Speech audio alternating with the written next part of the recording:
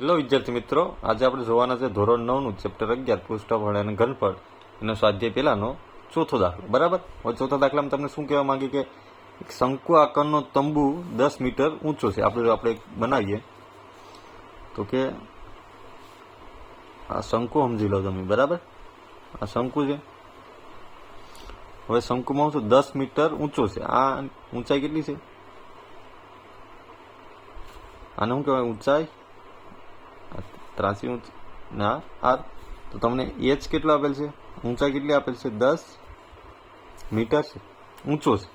અને તેના પાયાની ત્રિજ્યા તમને કેટલી આપેલ છે? આર બરાબર 24 મીટર છે. તો એટલું આપણે આપેલ છે. પછી આપણે પેલો શું આપેલ છે? તંબુની ત્રાસી ઊંચાઈ શોધો. આ પેલો શું આપેલ છે? ત્રાસી ઊંચાઈ. એટલે આપણે એલ શોધવાનું છે. એલ શોધવું હોય તો એક સૂત્ર છે જ ને. બાકી તમને આમ જોવું આકૃતિ તમને ખબર પડી છે કે આ કાટકોણ ત્રિકોણ છે. પાયથાગોરસનો પ્રમેય લગાડીએ તો એલ સ્ક્વેર બરાબર H square plus R square આમ થાય. એચ કેટલા છે આપણી પાસે? 10નો વર્ગ. આર એટલે 24નો વર્ગ. 10નો વર્ગ એટલે 100 થાય. 24નો વર્ગ એટલે 576. તો એલ બરાબર મારે લખવું હોય તો કેટલા થાય? 676.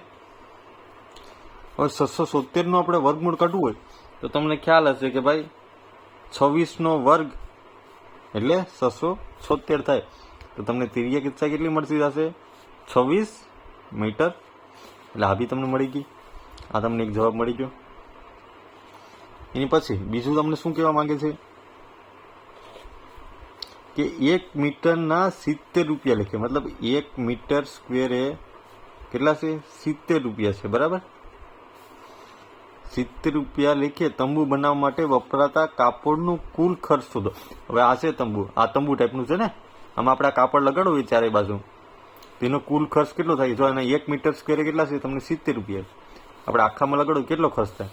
કુલ ખર્ચ આપણે કેમ બરાબર જ લગાડવાનું છે? તો આમાં શું સૂત્ર લાગશે? વક્ર સપાટીને લખીએ ને તો શંકુની વક્ર સપાટીનું ક્ષેત્રફળ બરાબર પાય આર એલ. પાય એટલે 22/7. આર કેટલા છે તમારી પાસે? 24 ગુણ્યા એલ કેટલા મળ્યા તમને હમણાં? 26 મળ્યા.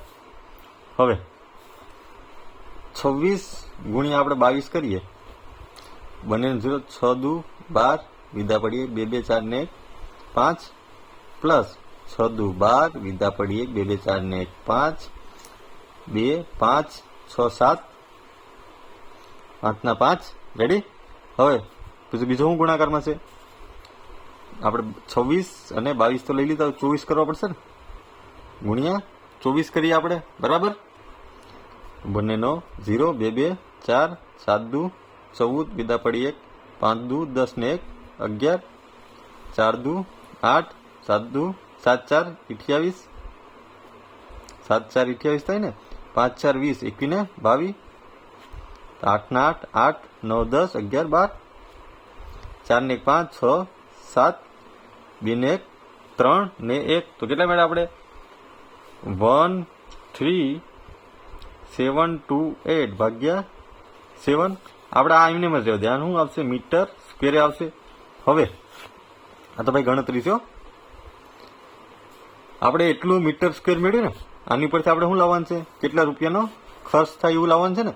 તો કે ભાઈ 1 મીટર સ્ક્વેરે જો 70 રૂપિયાનો ખર્ચ થતો હોય તો આપણે કેટલું કરવાનું છે? કેટલું કાપડ લેવાનું છે? 13728 ભાગ્યા 7 મીટર સ્ક્વેરે કેટલા રૂપિયા થશે? બરાબર, 13728 લેખે કેટલા રૂપિયા થાય? તો આપણે ક્રોસ ગુણાકાર કરીએ તો 13728 ભાગ્યા 7 ગુણ્યા 70. રેડી. 7 7 કટ થઈ જાય. શું મળ્યું?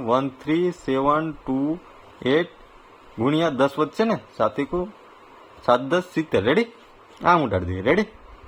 આમાં ગુણાકાર કરું તો 13728 હા કે ને. એટલે શું થશે? રૂપિયાનો ખર્ચ આવશે છે નોર્મલી. જો વિડીયો પસંદ આવ્યો હોય તો લાઇક એન્ડ સબસ્ક્રાઈબ કરતા ભૂલતા નહીં. Thank you.